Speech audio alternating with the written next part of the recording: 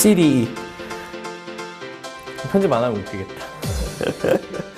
자, 38번. 자, in the long run. 어떻게 미화해서 얘기할지 모르겠네. 소를 학살했는데 소가 죽었는데 레더만 가죽만 벗겨서, 알겠지? 빨리 넘겨야지 이 문제. 매년 그래. 매년 나올 수 있는 문제는 뻔하고 여기까지밖에 없어. 아이고. 미안.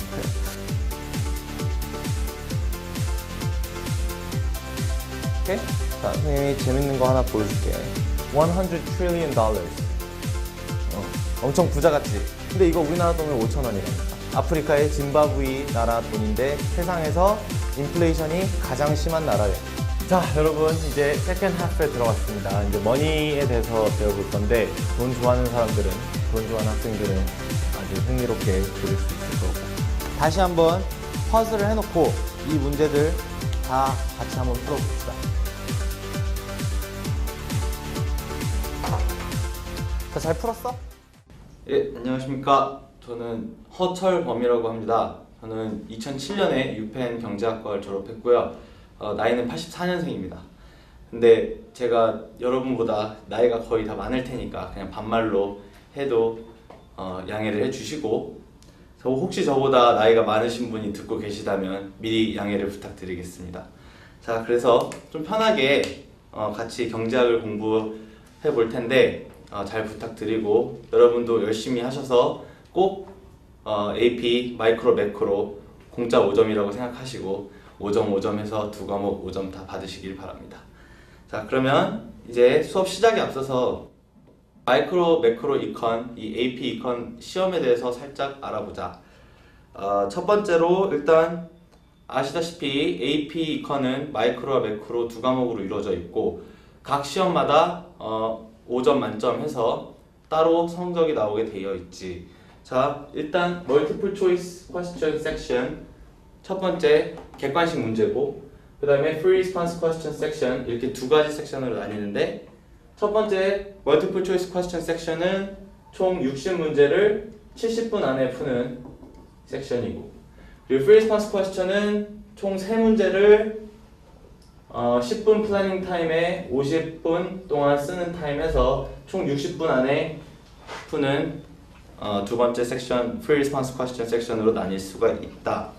자, 여기서 뭐 알아야 될 건 Multiple Choice Question, 예전에는 틀린 문제를 기술했을 때 4분의 1점씩 깎았었는데 이제는 그러지 않는데, 그러니까 만약에 모르는 게 나오다 하더라도 그냥 찍는 게 아예 안 쓰는 것보다 낫다라는 거 기억하고, Free Response Question은 3문제로 돼 있지만 첫 번째 문제가 더 길고 거의 Free Response Question 성적 이 전체의 33%가 들어가는데 멀티플 초이스가 66%고, 이 33% 중에 첫 번째 문제가 반을 차지한다 기억하고, 첫 번째 문제가 훨씬 비교적 더 중요하겠지.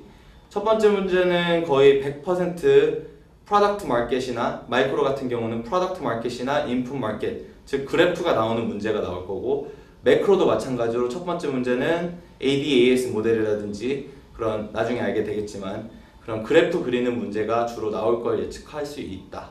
자, 결과적으로 Free Response Question은 준비할 때 있어서 모든 그래프나 그런 각기 다른 그래프에 다른 커브가 있을 거고, 걔네들의 의미나 개념을 잘 이해하는 게 중요하고, 이해만으로는 부족하고 자기가 본인이 열심히 그려볼 수 있도록 해야 된다. 자, 이런 기본적인 내용은 렉처 노트에 쓰여 있으니까 선생님이 업로드해준 그런 렉처 노트를 잘 읽어보고 넘어가면 되겠다. 그 다음에 뭐 이거는 AP 이컨에만 해당되는 내용은 아니고 뭐 SAT라든지 토플, 토익, 뭐 LSAT 다 마찬가지인데, 이런 스탠다드라이즈 테스트를 볼 때 하나 어드바이스를 하자면 답안을 봤을 때 이 답안이 너무 strong words를 포함하고 있다. 예를 들어서 뭐 always라든지 must라든지 뭐 if this then that 이런 식으로 좀 센 말이 들어가 있다면 그 답을 의심해 볼 필요가 있어. 정말 100% 이거다 확신하지 않는 이상 그렇게 센 말이 들어가 있는 건 조심하는 게 좋을 거야. 오답일 확률이 높다는 소리지. 대신에 반면에 이제 좀 soft한 words, could be, it can 라든지 sometimes, not always 이런 말, 그런 soft한 words가 들어가 있는 답이 좀 더 이렇게 백업하기가 쉽다는 거, 즉 정답으로 만들기가 쉽다는 거 잘 기억하고 참고하길 바랍니다. 그 다음에 뭐 나머지 내용은 테스트 센터에 가져가야 될 뭐 준비물이라든지 이런 건데 이건 그냥 렉처 노트 읽어보시고, 그 다음에 수업을 시작하기 전에 선생님이 지금까지 한 5년 이상 AP 이컨을 가르쳐 봤는데 많은 학생들이 거쳐갔어. 근데 내 제자들을 봤을 때 처음에는 좀 힘들어 하다가도 자기 본인이 열심히 하다 보면은 결국에는 5점을 받더라. 그래서 자기가 원하던 대학에 가더라는 얘기지. 걱정할 필요 없고 선생님이 하고 같이 공부하는 이 기본적인 개념들에 대한 이해만 확실하게 하면 거의 어떤 문제가 나와도 다 거기에 맞춰서 응용해서 풀 수가 있으니까 다들 힘내고 화이팅! 같이 5점을 향해서 갑시다. 자, 그래서 이제 진짜로 마이크로 매크로 이제 수업에 들어갈 건데 마이크로 매크로 둘이 나뉘기 전에 공통되는 부분에 대해서 먼저 시작을 하겠습니다. 뭐 기본적으로 에코노믹스라는 경제학이라는 학문이 어떤 학문인지 그런 학문에 대해서 알아봅시다. 자, 이 에코노믹스라는 학문은 경제학이죠. 뭐 상식적으로 다들 돈에 대한 공부가 아닐까 하는 잘못된 생각을 하는데 돈에 대한 학문이 아니라 이 기본적인 사람의 본성이 욕심은 끝이 없죠. 자, 이 unlimited human wants를 이 한정된 자원으로 어떻게 하면 최대한 충족을 시킬 수 있을까를 공부하는 학문이라고 하고, 자, 이 근본적으로 economics라는 학문이 나오게 된 이유가 방금 얘기했다시피 이 resource, 자원이 한정되어 있기 때문이야.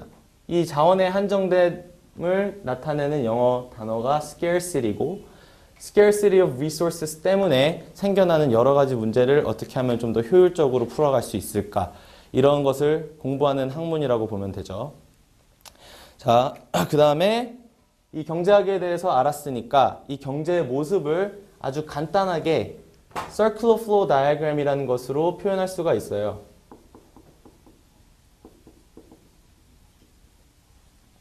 자, 이 circular flow diagram은 경제의 3주체, 즉 government, households, 그리고 firms, 이 세 가지가 어떤 모습으로 경제를 풀어나가는지를 보는 그림이죠. 왼쪽 박스에 household, 오른쪽 박스에 firms. 잘못 썼네. 그 다음에 government는 이 바깥에서 감독관처럼 바깥에서 이렇게 지켜보고 있고, household하고 firm하고 아래쪽에서는 product market을 통해서 물건을 거래하고, 위쪽에서는 resource market을 통해서 이런 자원을 주고받게 되겠죠. 자, 일단 household는 product market을 통해서 firm한테 소비를 해서 firm 입장에서는 그것이 매출로서 돈으로 들어올 거고, 그 다음에 그 대가로 firm은 household한테 goods and services를 제공을 하죠. 재화나 용역, goods and services. 자, 사람들이 돈 주고 그런 재화나 용역을 사게 되면 firm은 이익을 취하게 될 거고, 그 이익으로 이 household가 리소스 마켓을 통해서 firm한테 노동력이나 그런 land capital, 즉 이런 리소스를 제공하는 대가로 firm은 household한테 input 마켓을 통해서 wage나 salary 또는 profit, 즉 income을 household한테 전달을 합니다. 자, 기본적으로 지금 바깥쪽 플로우가 두 개가 생긴 더블 룹이라고 하는데 플로우가 두 개가 생기죠. 안쪽 화살표를 보면 지금 달러가, 즉 돈이 어떻게 돌고 있는지 볼 수 있고, 바깥쪽 화살표를 보면 물건이나 이런 리소스가 돌고 있다는 걸 알 수 있어요. 자, 이게 기본적으로 경제 전체의 모습이라고 생각할 수 있고, 이 경제 3주체 중에 가장 큰 주체인 하우스홀드와 firm이 서로 이 물건과 돈을 주고 받으면서 생겨나는 이런 경제적 행위, 즉 economic activity가 얼마나 활발하게 돌아가고 있느냐를 따져볼 수 있겠죠. 그리고 이 규모가 크면 클수록 경제가 크다고 할 수 있는 거고. 자, 이걸 그냥 냅뒀을 때 잘 돌면 문제가 없는데 이 시장 경제라는 것 자체가 가끔은 이렇게 문제가 생겨서 여기가 끊기기도 하고 여기가 막혀서 잘 안 돌기도 합니다. 자, 이런 경우에 이런 government가 이런 문제점들을 해결하려고 들어와서 해결을 해줄 수가 있겠죠. 자, 이런 경우에 자, government는 감독관 역할을 하는 거고, 자, 일단 기본적으로 마이크로와 매크로의 차이를 이 그림을 봐도 알 수 있는데, 매크로는 일단 거시경제죠. 큰 그림을 보자는 거예요. 이게 만약에 숲이라면 이 숲 전체가 어떻게 하면 좀 더 활발하고 잘 돌아갈 수 있을지, 또 government가 어떤 policy를 썼을 때 이 경제 규모를 크게 economic growth를 유발할 수 있을지, 그러한 전체적인 경제에 대해서 배우는 게 거시경제학이고 macroeconomics. 그 다음에 미시경제, 즉 microeconomics는 이 경제 주체 하우스홀드 중에 한 명의 컨슈머를 뽑아서 이 컨슈머 한 명이 어떤 베이시스에 따라서 행동을 하는지 공부를 하고, 또 firm 쪽에서 firm 하나를 뽑아서 이 firm 하나가 어떤 베이시스로 운영이 되는지 공부를 할 것이고, 프로덕트 마켓에서 종류가 어떤 종류가 있는지 공부를 하는데, 미리 말씀드리면 4가지 종류가 있어요. 완전 경쟁 체제, 독점, 그 다음에 독점적 경쟁, monopolistic competition, 그 다음에 올리고폴리라고 과점이라고 하는 이 4가지 프로덕트 마켓 스트럭처에 대해서 공부를 할 거고, 그 다음에 리소스 마켓에서도 perfect competition과 imperfect competition, 완전 경쟁 체제와 불완전 경쟁 체제 2가지로 나눠서 공부를 하게 되겠습니다. 자, 이렇듯 마이크로 에코노믹스는 이 숲 전체를 보는 게 아니라 나무 하나하나, 잎사귀 하나 뽑아서 현미경으로 들여다보듯이 더 자세하게 알아보자는 게 마이크로 이컨입니다. 자, 그래서 매크로와 마이크론의 차이에 대해서 간단하게 Circular Flow Diagram까지 이용해서 설명을 드렸고, 자, 아시겠죠? 자, 그 다음에 이 마이크로, 매크로의 차이를 아신 다음에는 이 경제학자들이 쓰는 그런 접근법 2가지에 대해서 말씀을 드리고자 합니다. 자, Positive Approach라는 거는 좀 사실적 접근을 얘기하는 건데, Positive Approach의 그 접근법은 사실을 공부한다는 거예요. 그러니까 Positive Statement라고 한다는 것은 사실적인 statement. 예를 들어서 if price goes up, quantity demanded will fall. 이라든지 아니면 if price goes up, quantity supplied will increase. 라든지 어떤 법칙에 의해서 사실적으로 나오는 그런 결과를 얘기하는 게 positive approach이고, 그와 반대로 normative approach는 이런 주장 같은 거, 주관적인 접근을 얘기하는데, 예를 들어서 제가 만약에 efficiency must be emphasized over equality 라고 한다는 것은 저의 생각이죠. 어떤 사실에 관한 얘기가 아니라 저희 주장을 얘기하는 거기 때문에 이런 것이 normative approach라고 할 수 있습니다. 자, so positive economist는 사실을 공부하는 데에 더 포커스를 둘 것이고, normative economist라고 하는 것은 좀 더 이렇게 저렇게 돼야 된다라고 주장을 펼치는 경제학자들이겠죠. 주장에 포커스를 하는 경제일 겁니다. 이렇게 positive와 normative의 차이에 대해서 또 얘기를 해봤습니다. 자, 다음 장으로 왜 이렇게 계속 존댓말을 하는지 모르겠는데, 자, 이제부터 반말로 할게. 이게 더 편하니까 이해해 주길 바라고. 자, 그 다음에 이제 리소스, 아까 얘기했던 경제를 공부하는 근본적인 이유인 이 리소스에 대해서 살펴봅시다. 자, 리소스라는 것은 한정이 돼 있다고 했는데, 이 리소스가 과연 경제학자들은 이 리소스가 뭐라고 정의를 했을까? 되게 포괄적으로 정리했지. Anything that is used in production,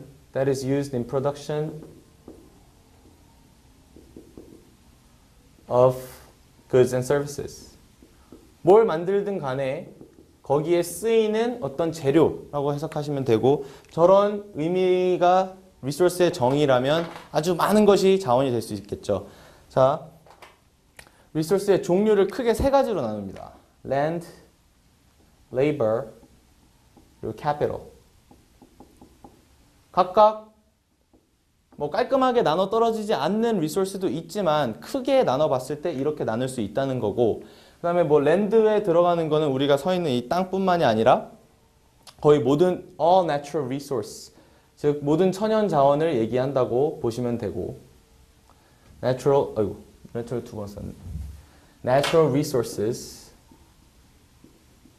를 얘기한다고 보시면 되고, 뭐 휘발유라든지 그런 땅에서 나는 뭐 나무 아니면 금광, 광석 이런 것들, all human attributes, 사람이 할 수 있는 모든 노동력을 다 의미하는데 all human attributes, 이거는 사람들의 physical한 그런 strength, 뭐 노동력, 힘, 사람의 힘뿐만이 아니라 운동선수에 있어서는 운동 능력이라든지 아니면 뭐 교수님들, 대학교 교수님들이나 연구원들이 발휘하는 그런 지적 능력이라든지 그런 모든 것을, 사람에 관련된 모든 포괄적인 능력을 다 레이버라고 하는 자원으로 분류를 하겠죠.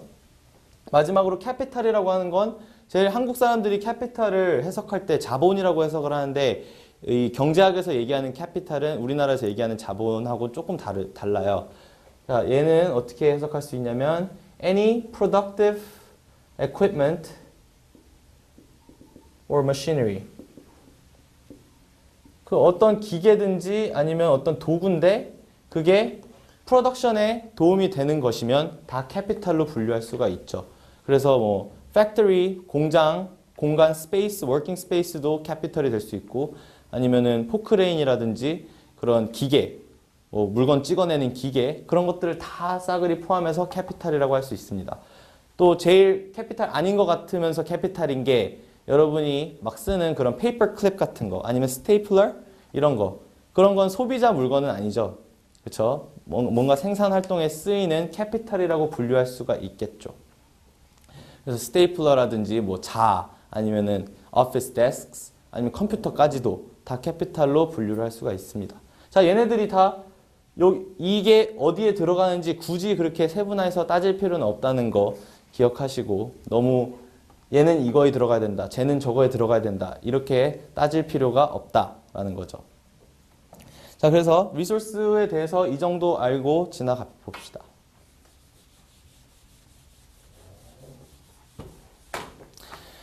자, 그 다음에 opportunity cost 개념이 나오는데, 이 opportunity cost 개념이 이 챕터에서 가장 중요한 개념입니다. opportunity cost는 한국말로 기회비용이라고 하고, 이 기회비용이라는 것은 자원이 한정되어 있기 때문에 항상 생기는 거예요. 여러분이 무슨 행동을 하든 간에, 제가 어떤 행위를 하든 간에 항상 그 행위를 함으로써 포기해야 되는 어떤 비용이 생기죠. 그 비용을 기회비용이라고 하는 것이고, 그게 바로 opportunity cost입니다. 이거를 이미 알고 계셨을지 모르겠지만 우리가 지금 살아가고 있는 이 시간도 리소스죠.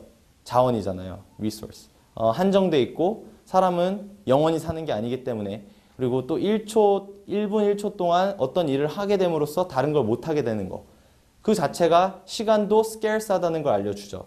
그럼 그 시간 동안 뭐 제가 뭐 잠을 잔다든지 책을 읽는다든지 한다는 것은 다른 어떤 친구랑 놀다든지 아니면 공부를 한다든지 테레비를 본다든지 다른 일을 할 수 있는 것을 포기하게 되는 거니까 역시 opportunity cost가 생기게 되겠죠. 이 opportunity cost라는 개념을 그런 달러 밸류로 표현을 할 수 있을까 하고 의문점을 가질 수가 있겠죠. 할 수 있습니다. 결론부터 얘기하면 할 수 있어요. 예를 들어서 제가 지금 여기에 와서 이렇게 여러분들하고 동영상 강의 촬영을 하고 있는데, 이 동영상 강의 촬영을 하는데 제 만족감 또는 페이오프가 100불이었다고 칩시다. 동영상. 근데 이 같은 시간 동안 만약에 제가 와서 동영상을 찍지 않고 혼자 잠을 잤을 수도 있는 거고, 친구랑 놀았을 수도 있는 거죠. 또는 밥을 먹었을 수도 있는 거고, 가족들이랑. 그래서 가족들과 밥 먹는 게 뭐 한 80불이라고 치고, 친구들과 노는 게 50불이었다고 치고, 혼자 책 보고 잠자는 책이나 잠을 자는 것이 한 30불 만족감을 줬었을 거라고 생각을 했을 때, 자, 제가 동영상을 찍는다는 이 행위를 함으로써 포기하게 된 게 여러 가지예요. 근데 제 동영상을 찍는 거에 대한 opportunity cost를 만약에 달러 밸류로 나타내라고 한다면 이걸 다 더하는 게 아니라 이 2위, 두 번째 거. 얘가 지금 첫 번째니까 제가 지금 하고 있는 거겠죠? 두 번째 거. 이 opportunity cost는 second best option available, 즉 80불이라고 얘기할 수 있는 겁니다. 자, 아시겠죠? 얘네들 다 더하는 게 아니라는 거 명심하시고. 자, opportunity cost를 따질 때 만약에 제가 이 동영상을 찍는 대가로 실제로 제 주머니에서 10불을 더 추가로 냈어야 했으면 저는 이 10불에 대한 opportunity cost까지도 더해줘야 제 진짜 opportunity cost를 구할 수 있습니다. 예를 들어 지금 100불 찍는 거에 대한 opportunity cost는 가족과 식사하는 시간 80불이었는데 만약에 이 행동을 함으로써 제 주머니에서 10불이 나갔다면 이 10불 역시 80불과 더해서 저의 총 기회비용은 90불이라고 할 수 있는 겁니다. 자, 이걸 정리해서 말씀드리면 foregone opportunity cost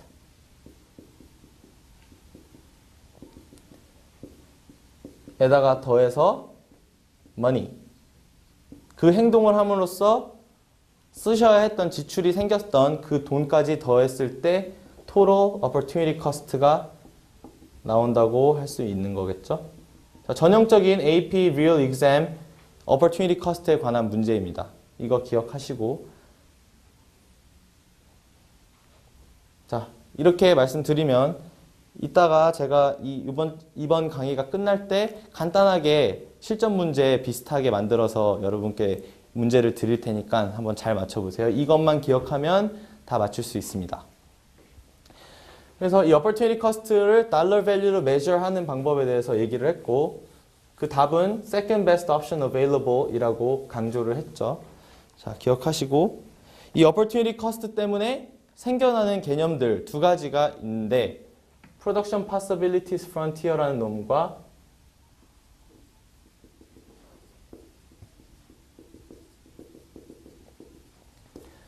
그리고 Comparative Advantage라는 개념이 있습니다. 이 두 가지 개념에 대해서 한번 각각 살펴보자라는 거지. 자, Production Possibilities Frontier는 일단 얘부터 살펴봅시다. Production Possibilities Frontier, 줄여서 이제 PPF라고 그냥 부를게. PPF 또는 딴 책에서는 PPF라고 하기도 하는데 PPC 둘 다 같은 말이다. PPF고 얘는 PP Curve, Production Possibilities Curve 같은 뜻이야. 그래서 얘가 의미하는 거는 한 나라가 두 가지의 것만 만든다고 가정을 했을 때 즉 우리나라에 있는 모든 자원을 최대한 효율적으로 활용을 해서 만약에 건만 만든다면 몇 개를 만들지 그리고 건 조금이랑 버터를 만들다면 몇 개를 만들지 아니면 버터만 만든다면 몇 개를 만들지 그런 possible combination을 다 쫙 이어놓은 게 PPF라고 할 수 있다. 자, 렉처 노트 4페이지를 보면은 이제 straight line PPF부터 나오는데 얘부터 한번 살펴보자. 자, straight line PPF는 거기 좌표를 줬지. Production Possibilities A라는 점과 F라는 점까지 중간에 A, B, C, D, E 이렇게 있을 거고 그 좌표들을 살펴보면 A라는 점은 총만 15개 만들고 버터는 빵개 만드는 상황이고 F라는 점은 버터만 30개 만들고 건은 빵개 만드는 상황이고 그리고 중간에 다른 컨비네이션들이 있지. B 같은 경우는 12, 건 12개 만드는 대신에 버터는 6개를 만들고 그 다음에 버터를 12개 더 만드는 대신에 건은 9개까지만 만들고 18개 만드는 대신에 6개 만들고 24개 만드는 대신에 건은 3개만 만들고 자, 거기에 있는 좌표를 이렇게 그래프로 나타낼 수 있는데 방금 봤듯이 이 점들이 다 straight line에 있죠.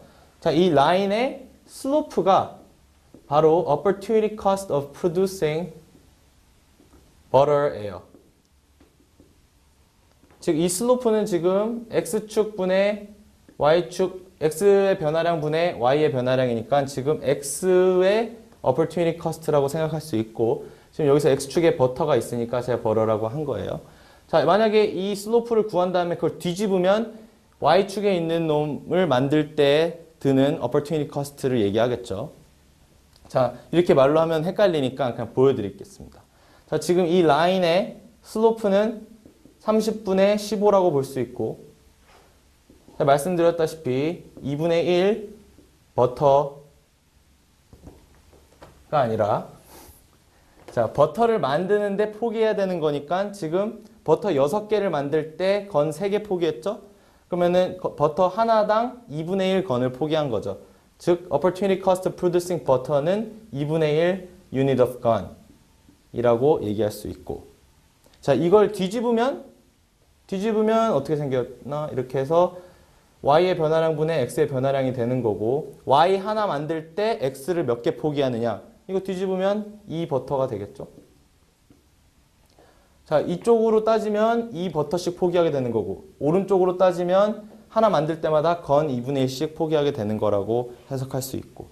자, 이 ppf의 의미에 다시 생각해보면 이 라인 위에 있는 점들은, 자, 이 B, C, D, E, F, A 얘네처럼 이 ppf 라인 위에 있는 점들은 지금 우리나라가 가진 모든 자원을 using all the available resources most efficiently 최대한 효율적으로 활용을 했을 때 가능한 점들을 표현해 놓은 거고, 그렇다면 만약에 ppf 안에 이런 G라는 점이 떨어지면 이 G라는 점의 의미는 이 모든 자원을 다 활용하지 못했거나 아니면 그 자원을 inefficiently 썼다고 볼 수 있는 점이죠. 즉 G는 either underemployment가 있든지 underemployment of resources or inefficient use of them 라고 해석할 수 있고, 뭐 GH라는 점이 바깥에 이렇게 있으면 이 바깥에 ppf 바깥에 떨어지는 저런 점의 의미는 그냥 지금 현재 상태로는 불가능한 상태죠. 지금 우리가 가진 자원과 기술력으로는 아직 H라는 점이 이루기가 힘들다는 점입니다. 자, 계속 이루기가 힘들지는 않겠죠. 뭐 기술의 발전이 있고 새로운 자원이 추가가 될 수도 있는 거고, 뭐 태양광 에너지를 더 효율적으로 쓸 수 있게 돼서 ppf 자체가 이렇게 튀어나오게 되는 상황이 생기는데, 이렇게, 자, 이 ppf가 튀어나온다는 말이 자체가 economic growth를 의미합니다. 경제가 성장했다는 말이죠. 전에 불가능했던 점들이, 이런 점들이 다 가능해졌다는 얘기고, 저렇게 되려면 either availability of resources, 두 가지밖에 없어요. availability of resources가 늘었든지, 뭐 땅을 팠는데 새로 막 기름이 쏟아져 나온다든지, 그쵸, 우리나라에서. 두 번째, 아니면 technology, 기술력이나 그런 기술력에 의한 productivity 자체, 생산성이 늘면 둘 중에 하나만 늘어도 ppf가 이렇게 튀어나오게 됩니다. 자, ppf가 튀어나온다는 것의 의미는 economic growth라는 거 기억하시고, 자, 문제에서 뭐 이렇게 나올 때도 있는데, 총을 만드는 이 테크놀로지는 변함이 없는데 버터를 만드는 테크놀로지가 는다고 했으면 건의 최대 생산량은 그대로지만 버터를 만들 수 있는 게 모든 건 생산량에 있어서 다 쫙 늘 거고, 이런 경우에도 원래 불가능했던 점들이 다 가능하게 되는 거니까 economic growth라고 볼 수 있습니다. 거꾸로 버터를 만드는 테크놀로지는 가만히 있는데 건을 만드는 테크놀로지가 늘었다라고 얘기를 했을 경우 버터의 최대 생산량은 그대로지만 건을 생산하는 게 쫙 올라가겠죠. 그럼 이 경우에도 원래 불가능했던 이런 점들이 가능해지니까 economic growth라고 볼 수 있습니다. 그리고 굳이 테크놀로지를 얘랑 얘 만드는 게 아니라 전체 테크놀로지를 구분을 만약에 안 한다면 ppf 전체가 나간다고 보셔도 되겠습니다. 자, 그 세 가지가 다 economic growth를 의미하고,